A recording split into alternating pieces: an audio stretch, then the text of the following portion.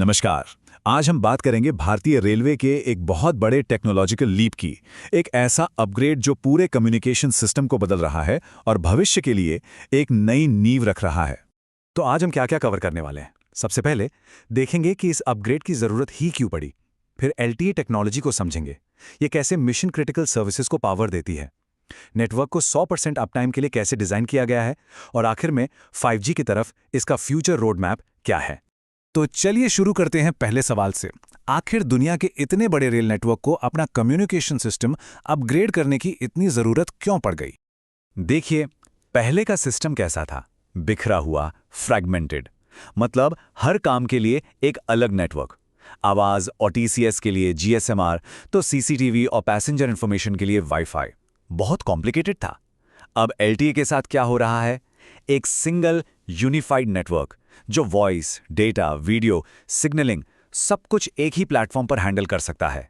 इससे न सिर्फ चीज़ें आसान होती हैं, बल्कि कैपेसिटी और स्पीड भी कई ज़्यादा मिलती है।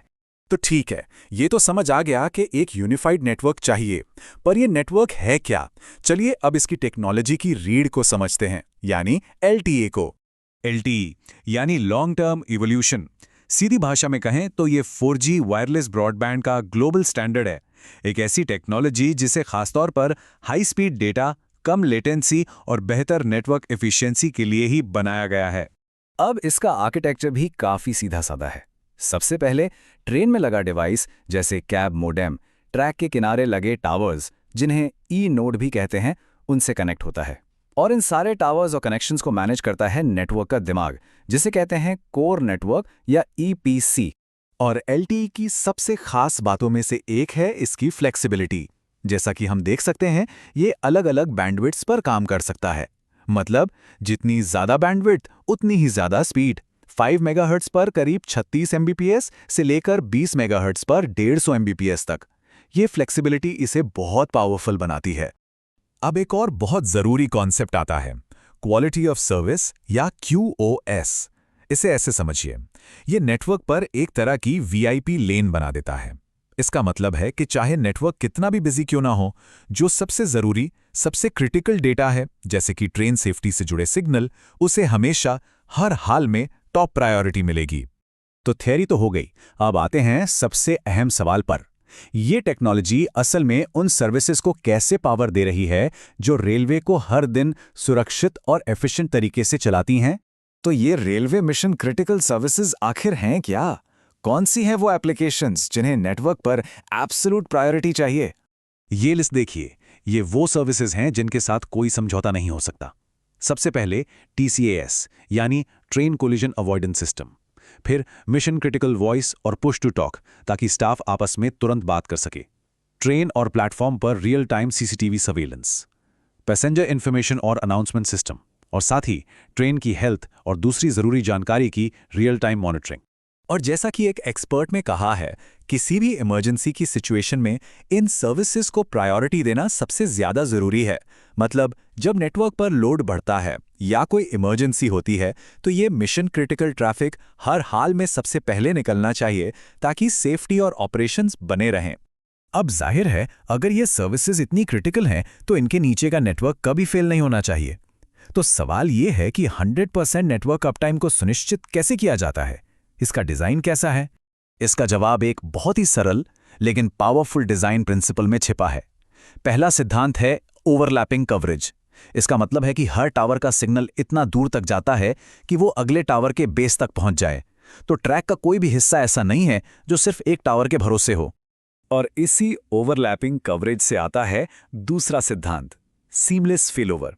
सोचिए, अगर एक टावर किसी भी वजह से डाउन हो जाता है, तो ट्रेन का कनेक्शन टूटता नहीं है, क्योंकि वो पहले से ही अगले टावर के सिग्नल की रेंज में होती है। कनेक्शन तुरंत बिना किसी रुकावट के दूसरे टावर पर शिफ्ट हो जाता है, जीरो डाउन टाइम। और इसी इंटेलिजेंट डिजाइन की वजह से नेटवर्क 5 नाइन्स रिलायबिलिटी यानी 99.999% की विश्वसनीयता का टारगेट अचीव कर सकता है। ये क्रिटिकल इंफ्रास्ट्रक्चर के लिए एक गोल्ड स्टैंडर्ड माना जाता है। लेकिन ये पूरी कहानी सिर्फ आज की नहीं है। ये जो LTE नेटवर्क बिछाया जा रहा है, ये असल में भविष्य की नींव है, अगली पीढ़ी की रेलवे टेक्नोलॉजी की नींव। तो चलिए 5G की तरफ इसके माइग्रेशन पाथ को देखते हैं।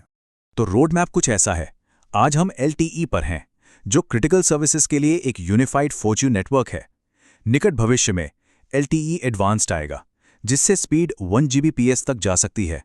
और फिर भविष्य में है 5G SA यानी 5G स्टैंडअलोन।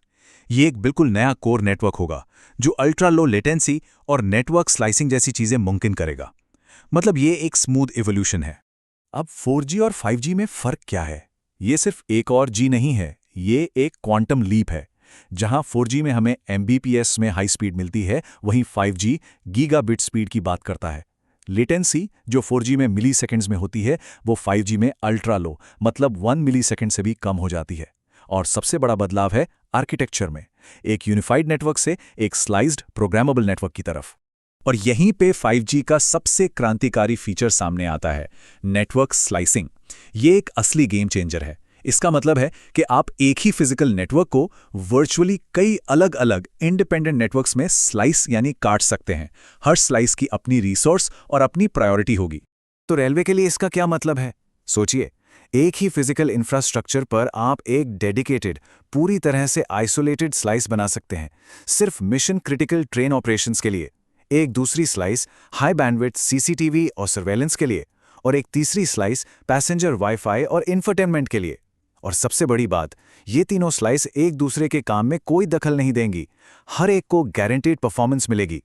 तो आखिर में ये सवाल उठता है कि जब इतनी मजबूत डिजिटल नींव तैयार हो जाएगी, तो भारतीय रेलवे सुरक्षा, कुशलता और यात्री अनुभव के मामले में और कौन-कौन से नए इनोवेशंस अनलॉक करेगा? ये अपग्रेड सिर्फ एक पड़ाव नहीं है, बल्कि देश की लाइफलाइन के लिए एक बिल्कुल नए डिजिटल युग की शुरुआत है।